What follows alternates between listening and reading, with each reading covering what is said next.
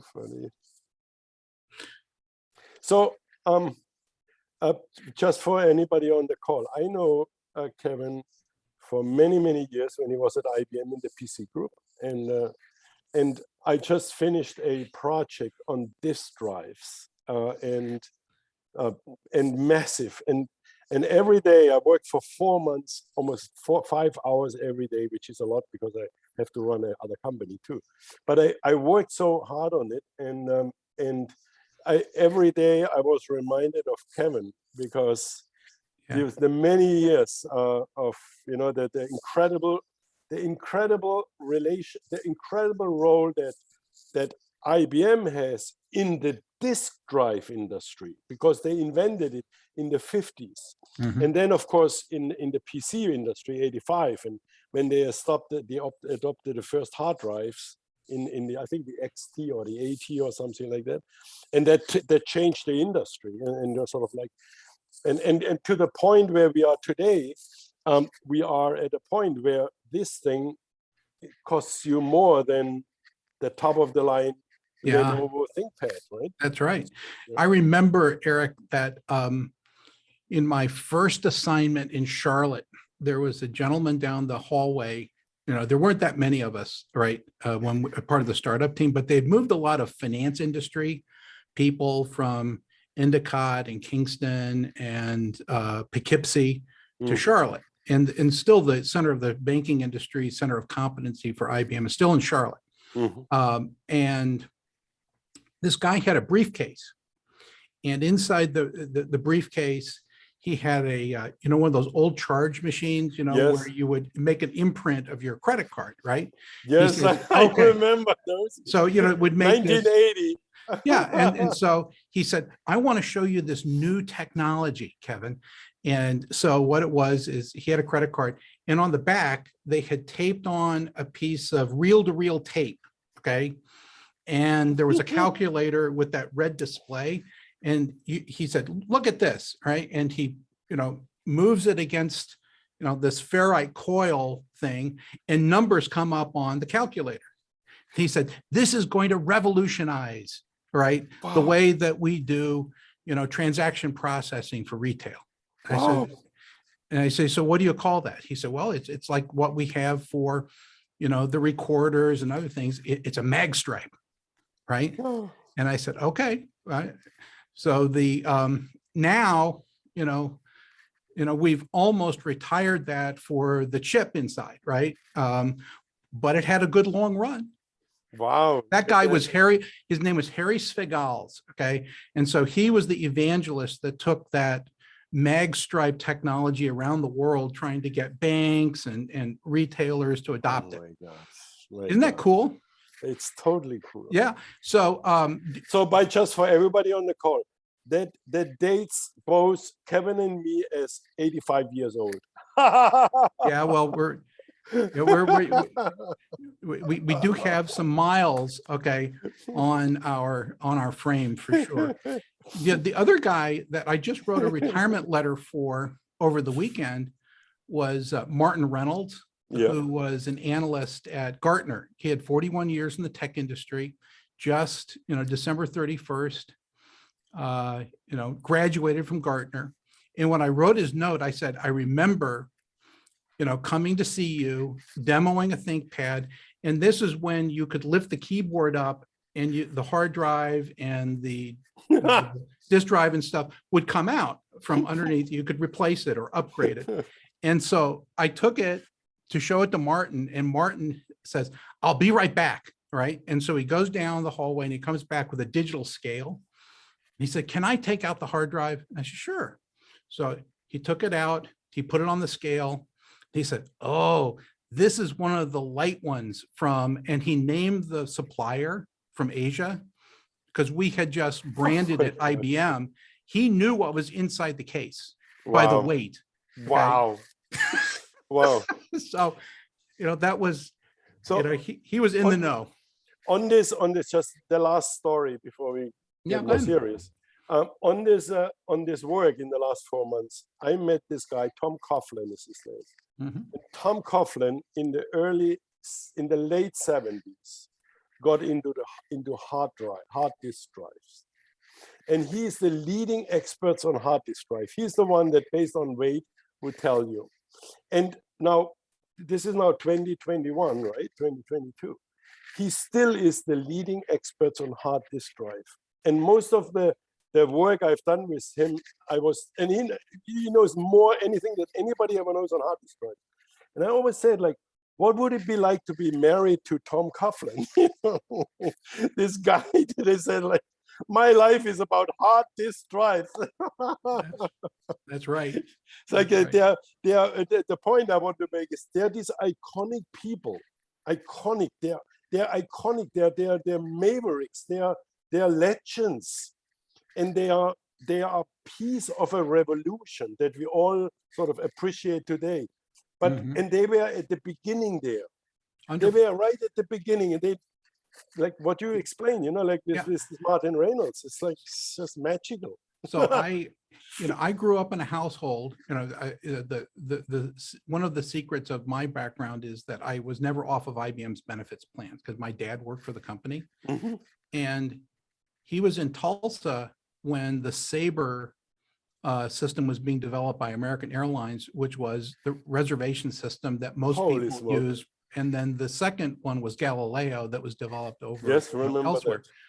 And when he went to Kansas City, and then he was asked to head up the branch office in Memphis, Tennessee.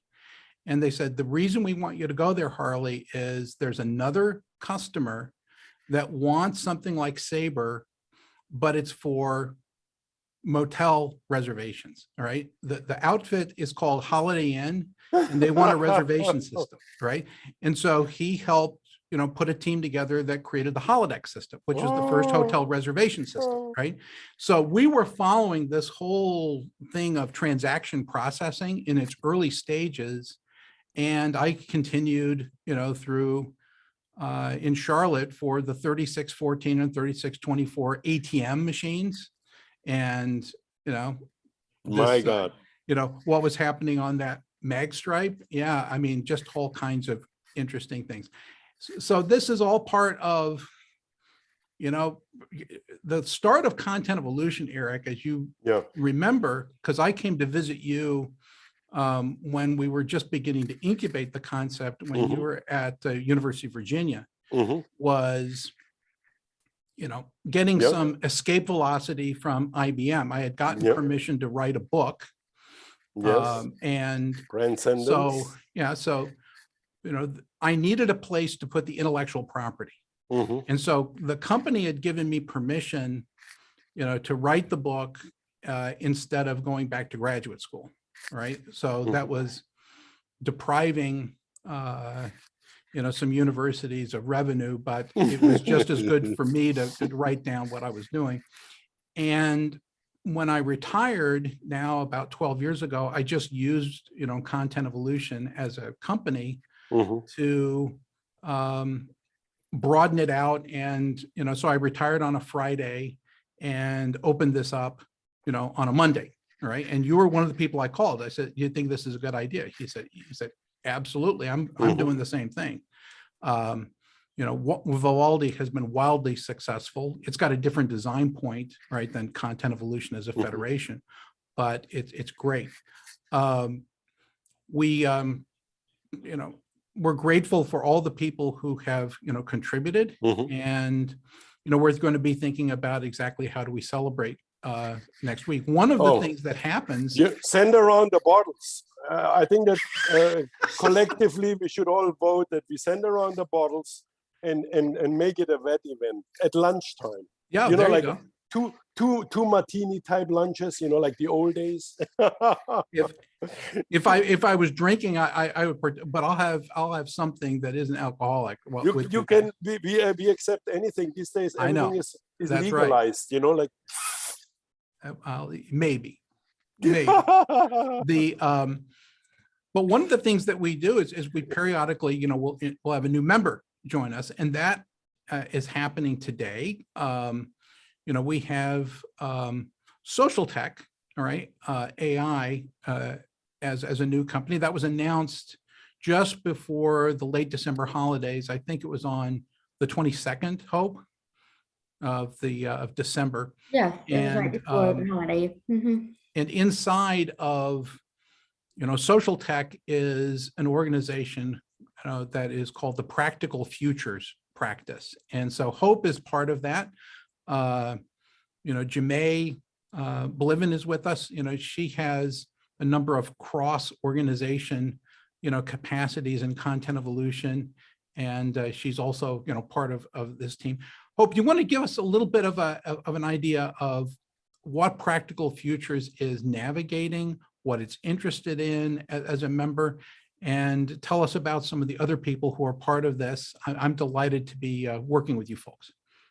Absolutely. Thank you for having me. And I just put into the chat that one of the principles of futures thinking is to look back, to look forward, or sometimes people say look back to see forward.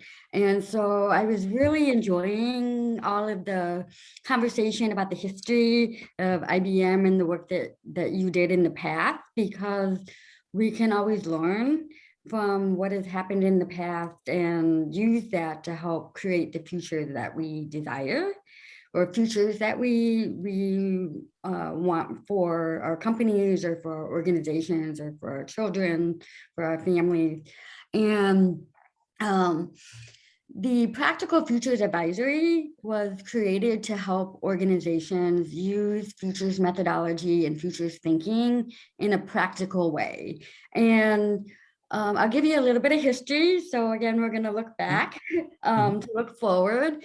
I got involved in futures methodology when I joined Parminder Jessel at the Institute for the Future in the Work and Learn Futures Lab.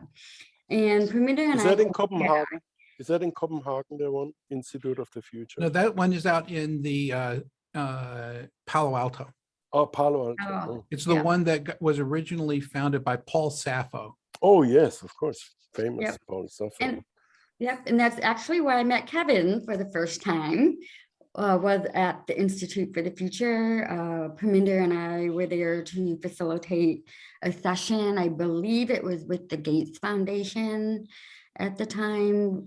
We had several engagements there, but we were working on a publication called AI Forces Shaping Work and Learning in 2030.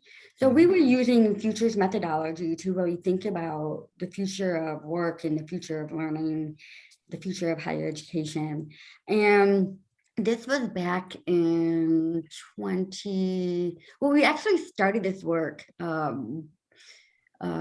in like 2015 when Parminder and I were working for ACT, the college testing company based in Iowa City. And I was already working at ACT on the corporation side. And then Parminder joined ACT Foundation, and she was the founding executive director of the ACT Foundation. And the work at the ACT Foundation was focused on working learners. And so I became the liaison between ACT Inc. and ACT Foundation, and supported the research efforts of the ACT Foundation as it related to working learners. Because as you know, the ACT test was really focused on traditional college pathways. And we had a separate workforce division, and Jemay knows this history as well, because that's where I first met Jemay, was when I was working at ACT, and we were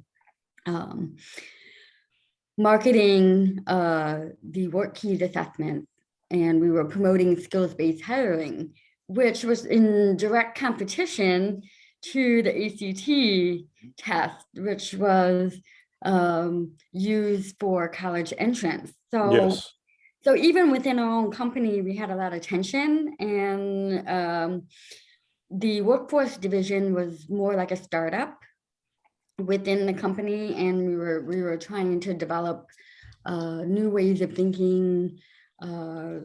We knew that traditional college pathways was not the solution for everyone, that working learners were growing. I mean, we had the statistics, we had the research. And so one of the things that Parminder and I collaborated on was publishing research on working learners. And I have a research background. On working learners? Working learners. So we published, our first publication was the new learning economy and the rise of the working learner. And then that work made its way to the Institute for the Future, because while we were at ACT, the ACT Foundation provided funding to the Institute for the Future to develop a future skills publication that talks about future skills that are needed in this new learning economy. I see. Yeah, so then Parminder left the ACT Foundation and formed the Work and Learn Futures Lab at Institute for the Future, and we continued to build on that work. And we did that for several years, and then the concept of unmuddle was born, and that concept and that idea was incubated in the Futures Innovation Lab as a part For of those of you who don't know what unmuddle is, all right, let me just put in that it's kind of a New York Stock Exchange for community college courses. It So is. It's like an an online. Amazon Web Service for community colleges to compete with Coursera, Udemy, and edX. Oh, wow. So Parminder left the Institute for the Future to create social tech. And social tech was the place where we could actually take futures methodology and futures principles and begin to apply them in a very practical way. What we learned was that Institute for the Future, the implementation of futures thinking kind of, at IFTF, the focus wasn't necessarily on the implementation of it. It was more helping organizations and individuals develop these futures skills and using the methodology. And then it's up to the company then to implement that methodology within their organization. So what Practical Futures Advisory is doing is helping to implement futures methodologies and futures principles within organizations as they begin to position themselves for the future. So there is, I used to make the difference between two types of people. One is time tellers and one is clock builders. And time tellers are people that, like consultants, they tell you the future is X, Y, Z. And practical futures means you're basically clock builders. You're not sort of like the ones that say, like, I can tell you the future because I'm a futurist. Yeah. You know, like a self-described futurist type people. You're more sort of the ones that says, we give you the tools and the methodologies to be practically actually doing it yourself in some ways, you know, like to build the clock in some ways, clock builders rather than time tellers. Find it interesting. Yeah, so an example of applying futures methodology and futures thinking within the Futures Innovation Lab at Social Tech is creating a product like unmuddle to help community colleges advance and to help them compete in this new national learning economy or new global learning economy. And so that's kind of the gist of Social Tech's Practical Futures Advisory. I call it PFA, the PFA team. And Erica Barrio is also part of the team, and she is with Central New Mexico College. And she is a future strategist for CNM. And she is one of our champions and one of our leaders with Unmuddle and the Unmuddle champion group, and helping to implement Unmuddle within the community college system nationwide. And she has now joined Social Tech. She's also a team member on the model side. So we have Social Tech and the Practical Futures Advisory, where we're doing incubation, and we're testing ideas, we're experimenting, we're helping people develop future skills. We're helping organizations such as Miracosta College in Oceanside, California. They're implementing futures methodology as part of their strategic planning process. So on the social tech side, it's more about developing capacity for futures thinking. And then the model side, that's where we're actually implementing a solution and trying to create a critical mass and create a tipping point for community colleges. So we have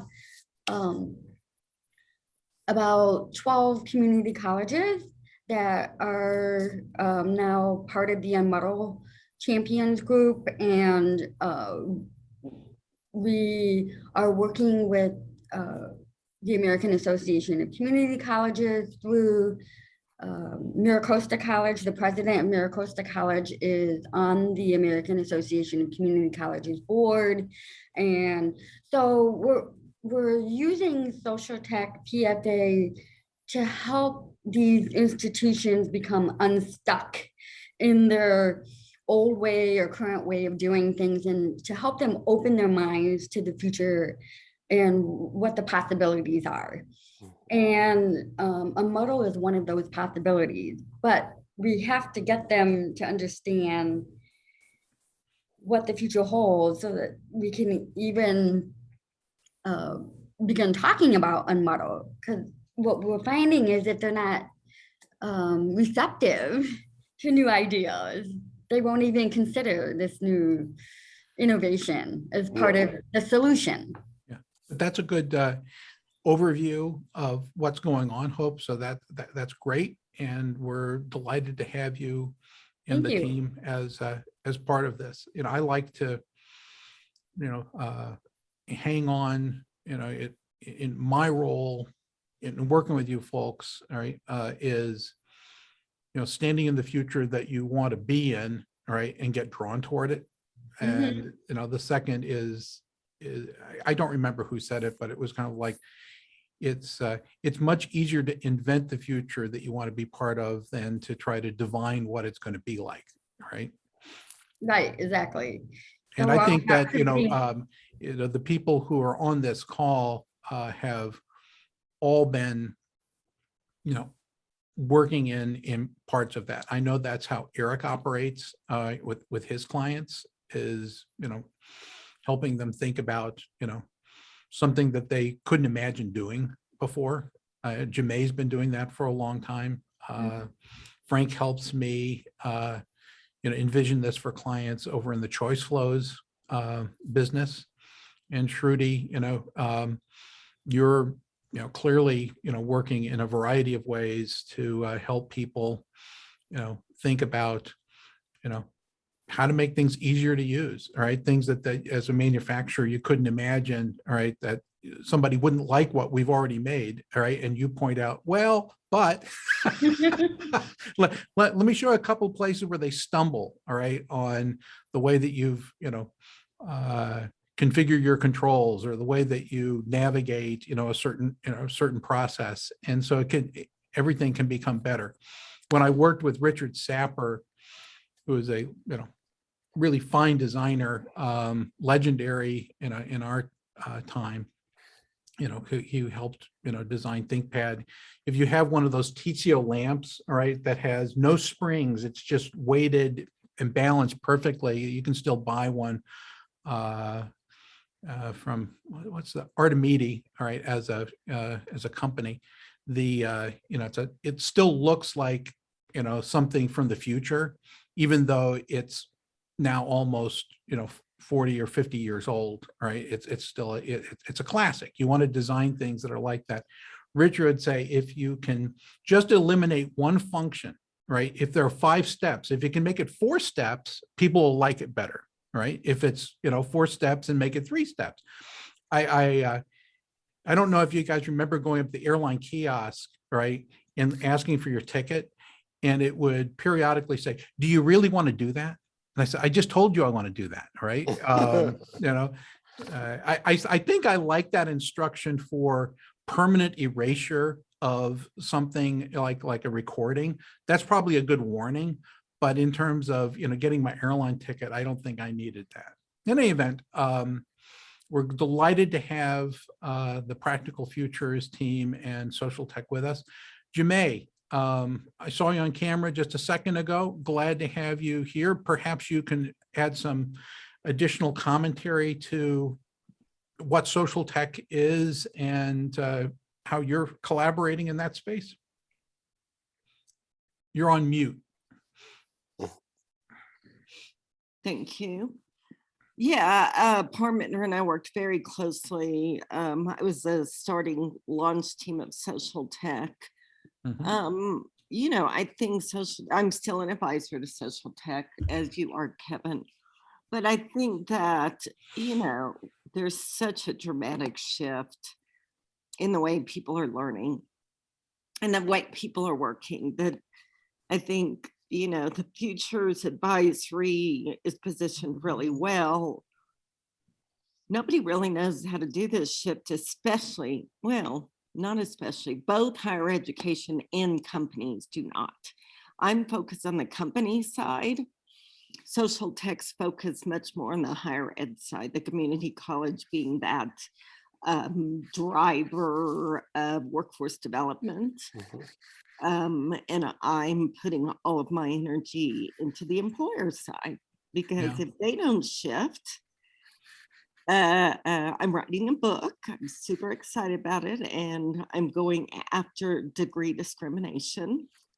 Since 70% of African Americans and 80% of Latinos don't have a degree, what are we doing requiring executive and administrative assistants to have a degree? Right? It's so screwed up. So I'm very focused on the employer side, which is, to me, the most important, a very important piece of this futures work. We're holding our summit in May in Santa Fe, and I'm thrilled that we already have registrations from the Chief Learning Officer of Amazon and Walmart and Federal Express and big companies that are going to be coming together to really talk about some work we can do around this shift that's necessary. So I'm spending all of my time on the book and the conference. So that's where I am. But it's exciting. Nice to meet you, Eric. I don't think I've met you, but nice to meet you. Nice to meet you. Sure. Yes. Yeah, And Eric, I have a halo. It looks like I have a halo. I really like No, that. it's a divine hello. We all have been wondering. works. It's my candle chandelier. I'm just positioned perfectly under it. So Eric, I live in Santa Fe, New Mexico. Oh, I see. Eric is head of Vivaldi Group, is on the board of advisors for Content Evolution, Jemay, and has been a great collaborator in background for many years. All right. I was first introduced to Eric by David Ocker, because he said, as we were strolling the campus in Berkeley, he said, "I'm at the end of my career," and he said, "You really ought to be working with Eric. He's a young man that has a lot of good ideas," right? Cool. And then David, never retired. Yeah. Well, and we all get older, right? Yeah. Yeah, it's fine. All right. I mean, retirement is a relatively new human invention. All right. I don't think that people knew what retirement was at the turn of the century. So anyway, I'm reminded that periodically in the education field, someone will say, "Well, we want to," this should sound familiar to you, Eric. "We want to rebrand, our school," or "I want to," and I went down to the University of South Carolina the Oh, Darla no. Moore School, which is one of the only female named business schools, right, in the United States. And they lay out their case that they want to rebrand the school. And we get about 10 minutes into the briefing. I said, let me ask you a question. I said, are you planning to give Darla Moore her money back? No. Well, then, you're the Darla Moore School because, she paid money to be a named school. I said, are you going to secede from the state of South Carolina? No. I said, so you're the University of South Carolina, Darla Moore School of Business. I said, there isn't a lot to rebrand, guys. All right. Let's not focus on rebranding. Let's refocus ourselves on what's the experience you intend to deliver as a school. Oh, that's a good idea. That's what we really mean. Okay, well, imprecision, right? No, I have been on every side of this equation. Jamie talked about the corporate side, if you will. I've been a professor at the university at University of Virginia, Darden School, and various other schools, University of Southern California, and I was teaching as a professor. The scores of executives who come in at a certain career path, and so I've been delivering executive programs. Then I've now at Vivaldi, I think of our top 20 or 30 people, and I say they should go through executive programs. So I'm hiring for that, and so I've been on every side of the thing. And on the branding side, I've been branding. I helped to rebrand universities and business schools, and I've also been on the faculty side, sitting in a faculty meeting with TOM professors, technology, operations, and manufacturing.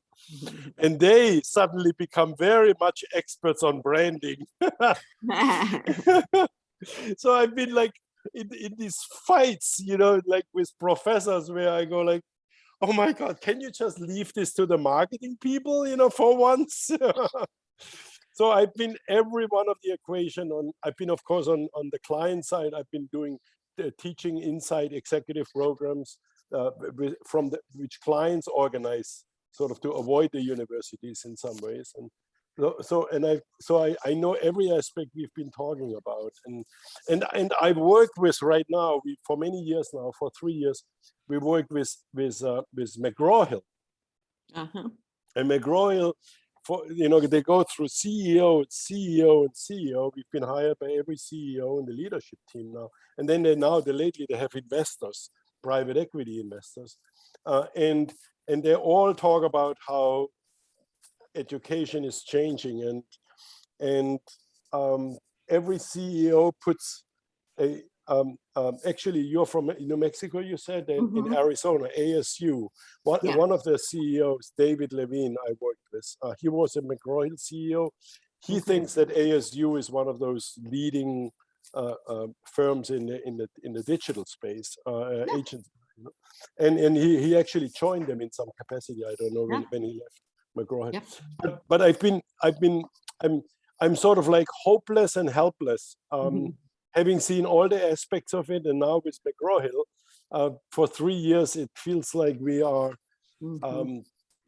we wanted to change the Eiffel Tower, and then they allow us to rebrand the Eiffel Tower. But then they said, we don't really want to rebrand because we like the color red, of McGraw-Hill. And then and it feels like, for 3 years or 5 years now, and we have. I will introduce you to people. Ann Alderot, her name. She loves that space because she knows everything you do, and I think you'll have a lot of connection with her, because with her, Ann and I, she's the leader from Vivaldi on this McGraw-Hill. We've been. She also, her parents. She comes out of academic families, teachers, and we sort of like. Feel like we can't change, we can't move that Eiffel Tower, change even possibly the shape of it. And year after year we say, now there's a new CEO and a new leadership team, and finally there's a massive change, and this is so exciting. And then we look back and we look at our own failures because we can't change things, you know. So why? Why can when a new leader comes into someone like McGraw-Hill or Pearson, Pearson just had a change. Why? What prevents that change from happening? Just too much pushback? So on the three CEOs that I have now experienced, David Levine was the one that sort of talked about digital revolution, the new business models and things like that, and pushed very hard. And somehow there was a changeover, and the new one says, "I'm coming out of the book business. I know how to sell books. We're going to sell books from now on." And we go like, why? You know, it makes no sense. Students don't buy books anymore, you know. Yeah.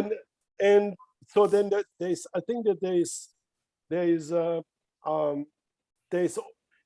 companies, in my opinion, especially education companies and universities are very similar. They take one step forward and two steps backwards always. And it's frustrating. It's because even McGraw-Hill has sort of an institutional character. And just like with universities, they see the writings on the wall, but they will not change. They will, it sort of, you see the Udemy and others, you know, your model, unmodel, these business models showing up, and they can't get in their ways. I think it is because of I think at least, you know, from a decision-making perspective at universities, I know that I was in many faculty meetings, and I was holding on to my hair because I said, like, at a high age, I still want to have some hair on my head, because I could have pulled them out in every one faculty meeting. I could have pulled out for the insular thinking that well, there's always, you know, an organization and cultural inertia, all right, it comprises and is the fabric of, you know, the organization. And when you try to change it, if it isn't welling up right internally, a leader can't actually change the culture, right? It has to, you know, they can guide it, right? But they can't, you know, wholesale change it unless they decide, well, we're just going to fire everybody and start all over again. Well, that's a different company, right?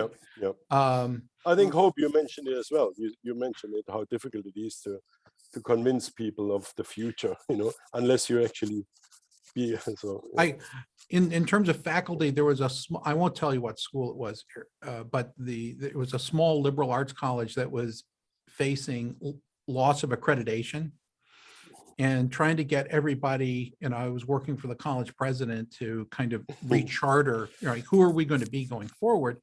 And, you know, we couldn't get everybody to show up because some of the people said, this isn't worth my time. I'm tenured, you know, and so I would, you know, I say, Scott, I need to ask permission to do something. He said, what is it? I said, I want to go deliver a message to some of the folks who aren't showing up. He said, what's the message? And I said, the message is, there is a way to fix your tenure. It's called institutional failure. All right. If there isn't a college to support your tenure, you don't have tenure. All right. You should be showing up because you want this place to succeed. All right. That little message, right, that little 30-second conversation filled the room, right? It started to get around, right, that one of the solutions that we could employ was, you know what? We don't need a philosophy department anymore. Bye. Okay. Everybody who's got tenure in philosophy, all right, we're not offering that course anymore. Oops. Right? So, you know, you want to show up because you want to be part of the new story, right? And so you have to convince people that there's an extinction event that is just in front of them, and you need to participate because you don't want to be, you know, part of that. So I want to ask, we're going to Sure. shift in about 10 minutes, or I'm sorry, in about 2 minutes, because we need to talk about what's going to happen next month. Hope? Yeah, so I just wanted to share that at Miracosta College, one way that we are facilitating change from the ground up rather than the top down is we are using a futures platform to allow everyone in the organization and in the community to vote on certain phenomena or signals or trends or things that they think are important in creating and shaping the alternative futures that they desire. And we're going to be documenting all of this in the futures platform, which is a tool that we're using to help facilitate change. So I think we're hopeful that this could be a new methodology, a new tool to help ensure that change happens and that everyone is involved in creating that new culture that is desirable for the organization. I like the voting because in the one thing I have learned in the academic world, academic world always reminds me of how French companies used to be run. You know, you would spend 90% on discussing something in a very high esoteric level. And then in the French companies, you never then make a decision because that was just not, that was not done. There was somebody else made the decision. But I like the voting because the one part of the beauty of the academic world is in faculty meetings is that there's this beautiful perspective and ways of discussing and articulating a point of view. But your voting and the tracking of the voting on your tool allows you to hold people to the fire. You say like, look, we made the decision.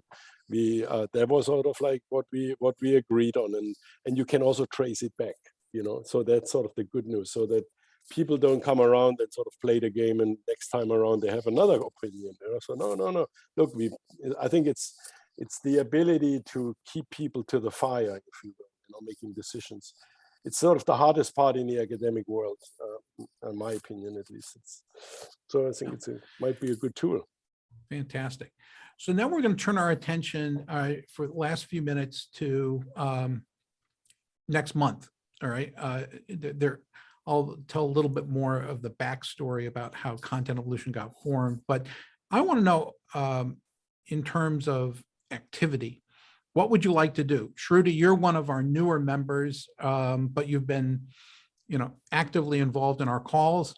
How would you like to see Content Evolution celebrate its 20th anniversary? What do you think? Putting you on the spot. Yeah, I'll just, I'll have to think about that one. Okay. We'll come back to you, or you can send me a note. Sure, I'll do that. All right. Yeah. Frank Etheridge, you're on mute. How about you invite us to your private island, which is very warm outside of North Carolina or South Carolina. You are, like a private island, and we celebrate. Okay. Well, I think that's interesting. All right. I used to have real estate in Second Life. That would be a slow, but that all got it all evaporated. We're not be doing anything physical anytime soon. But thanks for thinking about that. No, but what would you think, Eric? I have a practical. Thought. I have a thought. There need to be something that should be physical in a way. We should all sort of like do something physical and enjoy a good lunch or something like that, something or good something like that is more physical. But it also should be sort of like something that inspires the brain, some intellectual, because the journey I like that. Content evolution has been an intellectual one in some ways, and so I think that we need to think of combining those two things: the earthly thing and the the meta thing. Well, something physical and something metaphysical. There we go. Okay. And ultimately, we could meet then in the quote metaverse. Yeah, I'm thinking that maybe the celebration should be later in the day, as That's a opposed good to, you know, the time. Because I, this was, you know, I don't. I look. I am the CEO of the company. I have any excuse. I can start early. There's always 7 o'clock somewhere in the world, so we can drink early. So good for you. What do you think, Jemay?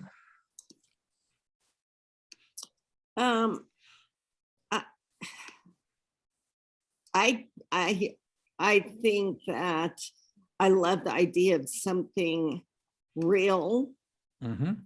for sure. I'd love to go to New York City, but I think that people have burnout, webinar burnout. I mean, I just don't think people want to get on Zoom any more than they have to. So I don't know what to say. Okay. Well, but I think that's a, you know, that's tangible, right? So I'm not sure how you can do something. what isn't it the new world? Let's see. We create an avatar of each, you know, like my identity, everyone. And Mhm. then we meet in the metaverse somewhere, like Zuckerberg did show us a few months ago, in November, and that is, or maybe we have Oculus glasses. All of us wear Oculus glasses, and we actually can we meet. We believe that we actually meet physically. We don't. Right. That I like. I That just read this morning that the #1 seller actually was Oculus glasses. Really? Yes. Really?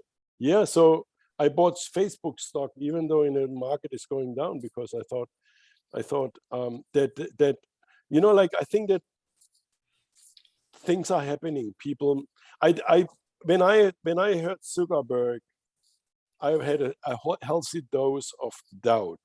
I say like, this appears to be too geeky to me, you know. But Right. maybe things are coming our ways in some ways, you know. Maybe so. Well, they're going to have to figure out, you know, some of the fatigue issues that are associated with, you know, wearing, right, something for a long period of time. You know, Yeah. frankly, you know, where the virtual world eventually gets,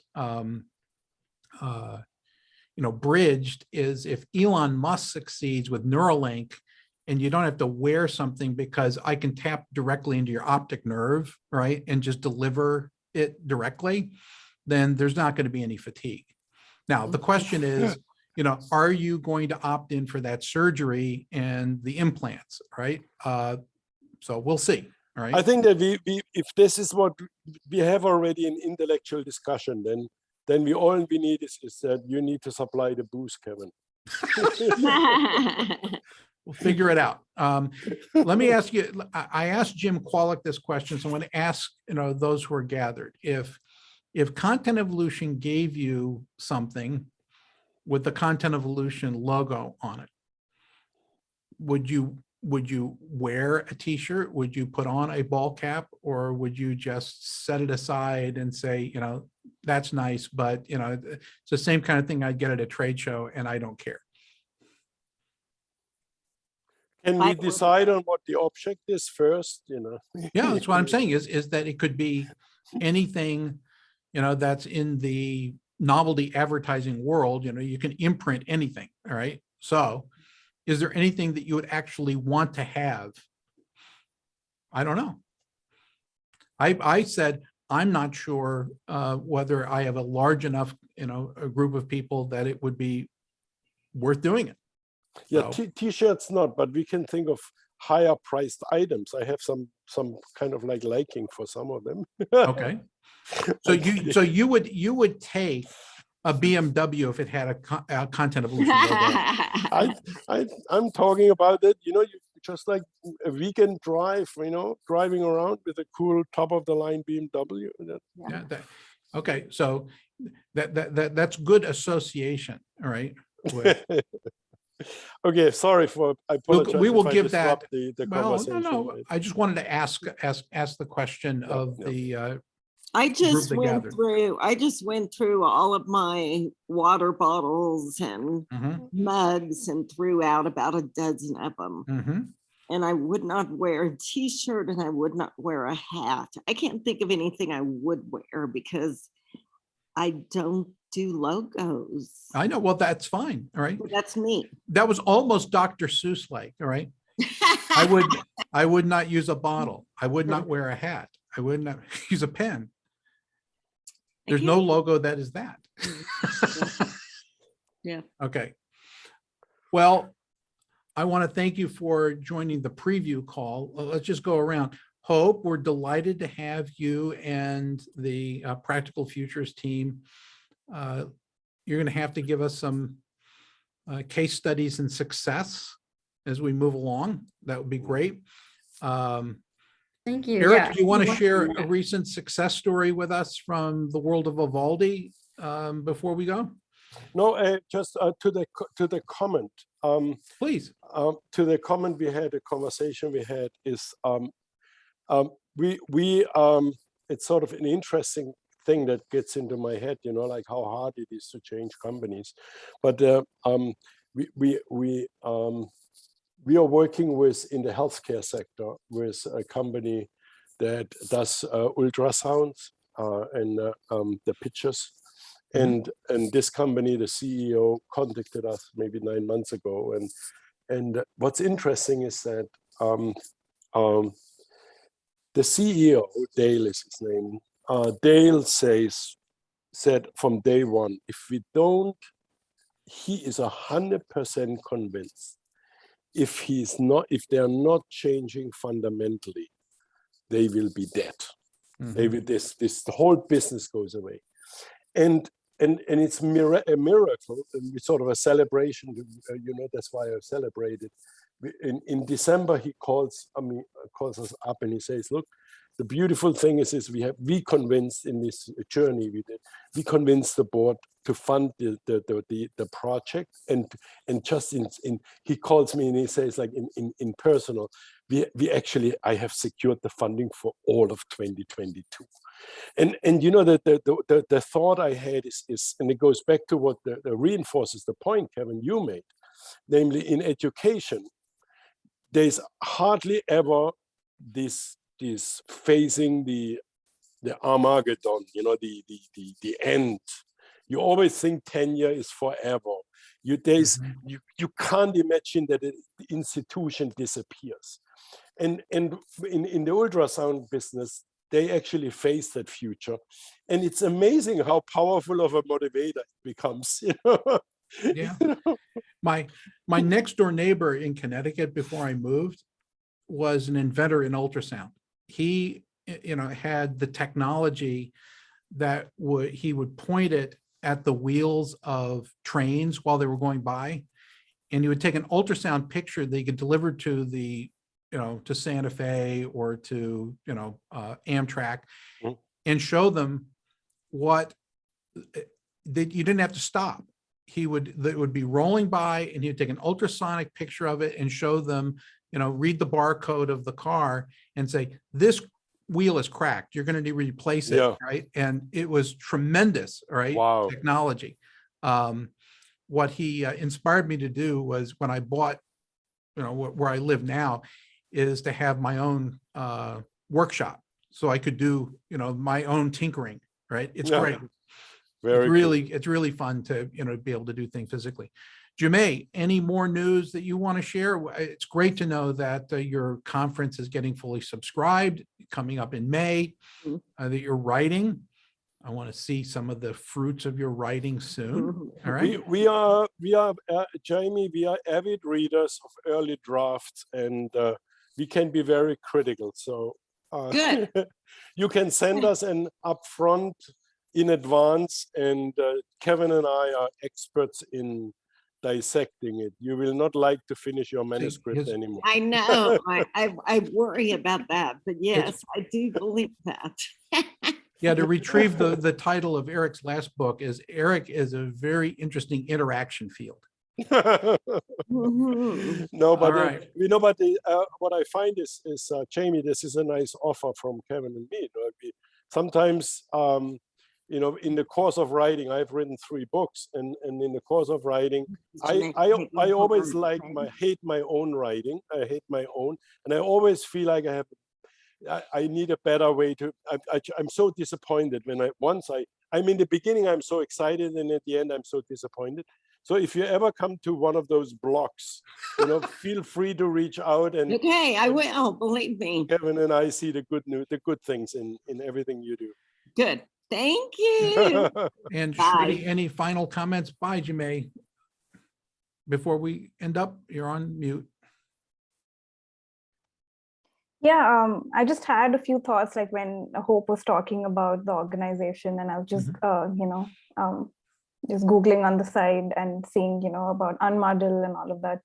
And I was just wondering, like, who are the people that, and I guess like there were 3 organizations mentioned, which was Unmuddle, Futures Platform, and Social Tech. And I was just like trying to piece it together, like how they all collaborate to make this happen. And yeah, so I was just having those kind of thoughts, like how do they work together, and who are the people that they help? So maybe we'll tackle that, all right, Yeah. in a future call or offline, Shruti, because we're Sure. out of time. Yeah. But I want to thank everybody for being with us, and look forward to having you as we celebrate 20 years next month. Mhm. Thanks for your thoughts about how to do that. And we'll be announcing exactly what we're doing very soon. Thanks much, and have a great month, what's left of it, here at the beginning of the year. Hey, Cheers. Hope I was teaching 25 years at IESE Business School, and it's on your website. It's one of the institutions listed. Just as a side note. Happy New Year to everyone, and Happy New thank Year. you. Cheers. All right, Bye. bye-bye. Bye-bye.